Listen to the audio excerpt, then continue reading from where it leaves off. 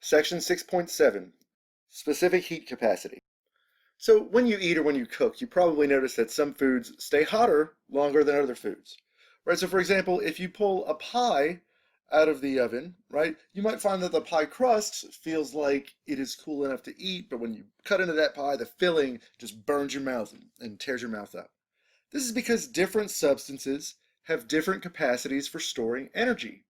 We call that capacity for storing energy the specific heat capacity, or in some cases just specific heat. It's defined as the quantity of heat required to change the temperature of 1 gram or kilogram of a substance by 1 degree Celsius. Think of it kind of like thermal inertia, or resistance to changes in temperature. Some things are easier to change the temperature, and other things are not. So for example, metals, the temperature changes very easily. And so metals will heat up very quickly and they will cool very quickly. Things like pie filling, sugars and starches and fruits and things like that have a lot of water in them.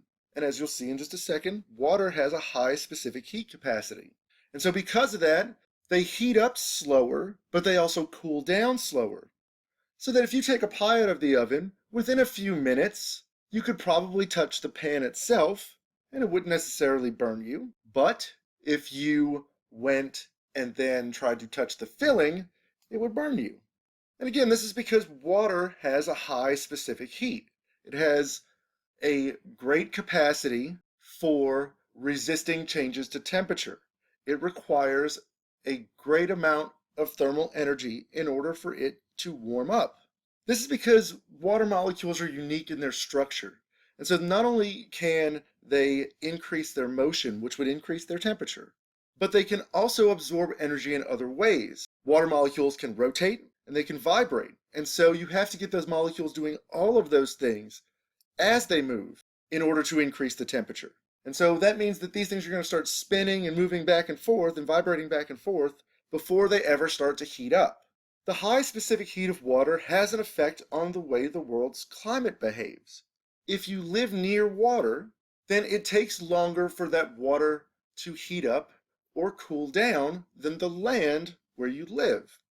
So in some cases, you have differences in temperature between the water and the land, and you get nice breezes.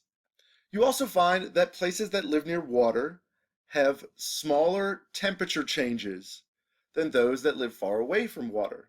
For example, I live on the coast, and on the coast, it gets cold here. Sometimes in really cold years, it'll get down to the 20s or 30s. But in general, it gets down to the 30s for a few weeks, and then it warms back up, and it'll get hot, right? It'll get hot up into the hundreds or so. But what you'll find in other places that are more inland, so in the Great Plains areas or in the western Midwest, you'll find that those places have much larger changes in temperature, so that even in the summer they can get very hot. But in the winter, they'll have temperatures that will drop way, way down below zero. They have much larger changes. And it's because there's no water there to absorb some of that energy and to slow the heating and cooling down. So places like Europe have a relatively high latitude, but Europe's got a whole bunch of water around it. So it still has a somewhat average climate. Water currents like the Gulf Stream carry warm water up to Europe. That warm water takes longer for it to cool, and it keeps that general region warm.